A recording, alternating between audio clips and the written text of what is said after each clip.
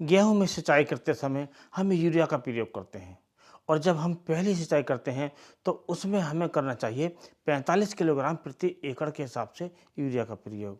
और ये प्रयोग भी हमें दो बातों का ध्यान रखना चाहिए। यदि हम सिंचाई से पहले करते हैं और सिंचाई के बाद करते हैं तो सिंचाई से पहले हमें उन ज़मीनों में करना चाहिए जो ज़मीनें हमारी होती हैं भारी, अर्थात मोटी ज़मीन होती हैं। वो हमारे कई दिन में खेत में घुसने लायक होती हैं, तो इसलिए उसमें हमें पहले सिंचाई के लिए प्रयोग करना चाहिए यूरिया। और यदि हमारी ज़मीन हल्की है, रेतीली है, तो ऐसी ज़मीनों में हमें यूरिया का प्रयोग करना चाहिए सिंचाई के बाद, अर्थात जब हमारी ज़मीन पैर सहारने लायक हो जाए तब हमें यूरिया का प्रयोग करना चाहिए। अब यूरिया के साथ हमें क्या क्या मिलाना सकते हैं, अर्थात अपनी ज़मीन में हम क्या डाल सकते हैं जिससे हमारे गेहूं की जो उपज हो हमें ज़्यादा मिले, अर्थात हमें ज़्यादा कल्ले मिले, ज़्यादा अच्छी ग्रोथ मिले, ज़्यादा अच्छा फुटाव हो, कुल मिलाकर हमें ज़्यादा उत्पादन मिले।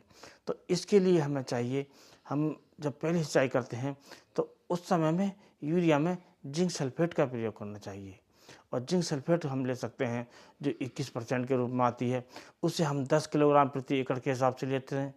और यदि हमारी जो जिंक सल्फेट है वो 33% के रूप में है तो उसे हम 5 किलोग्राम प्रति एकड़ के हिसाब से ले सकते हैं और यूरिया में मिलाकर हमें इसे प्रयोग करना चाहिए। और एक बात का और ध्यान रखना चाहिए, यदि हमारी ज़मीन में सल्फर की कमी है तो हम सल्फर का प्रयोग कर सकते हैं और ऐसा करने से जो हमें गेहूँ की जो उपज मिलेगी वो ज़्यादा मिलेगी। क्योंकि दोस्तों जब हम जिंक का प्रयोग कर लेते हैं तो हमारी जो जिंक है ये एक प्रकार का पोषक तत्व तो है ही, और इससे हमारे पौधों पर हरियाली आती है, ग्रोथ अच्छी होती है। लेकिन इसके प्रयोग करने से जो हमारे पौधे हैं वो कल्ले ज़्यादा देते हैं, अर्थात जब कल्लों की संख्या ज़्यादा होती है तो हमें जो ज़्यादा उत्पादन मिलता है। क्योंकि दोस्तों जितने ज़्यादा कल्ले होंगे उतनी ज़्यादा बालियाँ होंगी और ज़्यादा बालियों का मतलब है ज़्यादा उत्पादन। तो हम कुल मिलाकर अपनी जो फसल है, जो हमारी गेहूं की फसल है, उसमें जो जिंक का प्रयोग कर सकते हैं वो पहली सिंचाई पर कर सकते हैं और यूरिया में मिलाकर कर सकते हैं। और दोस्तों अब बात रही सल्फर की। यदि हम देखते हैं कि हमारी खेत में जो फसल है, जो गेहूं की फसल है, उसकी पत्तियां हल्की पीली पड़ रही हैं, यह सल्फर की कमी दिखाई देती है, तो हम सल्फर का भी प्रयोग कर सकते हैं। और सल्फर का प्रयोग हमें करना चाहिए 3 से 5 किलोग्राम प्रति एकड़ के हिसाब से। जितनी कमी दिखाई देती है उसी हिसाब से हमें मात्रा लेनी चाहिए। और दोस्तों यदि हम जानते हैं कि जो हमारी फसल है उसमें कोई कीट लगा हुआ हो, जैसे कभी कभी दीमक लगती है, तो हम देखते हैं कि हमारी फसल में दीमक है तो उसके लिए हमें क्लोरोपाइरीफॉस 1.5 लीटर प्रति एकड़ के हिसाब से यूरिया मिलाकर प्रयोग कर सकते हैं। ऐसा करने से जो हमारी फसल का जो दीमक है वो भी नष्ट हो जाती है, कुल मिलाकर हमें ज़्यादा उत्पादन मिलता है। और दोस्तों ये जो प्रयोग है, इस प्रकार का प्रयोग है कि हमारी जो फसल है इससे काफ़ी अच्छी होती है। क्योंकि दोस्तों जो दीमक है ये भी हमारी फसल को काफ़ी नुकसान पहुंचाती है। यदि हम इस प्रकार प्रयोग कर सकते हैं तो हमारी फसल दीमक से बच सकती है और हमें पूरा उत्पादन मिल सकता है।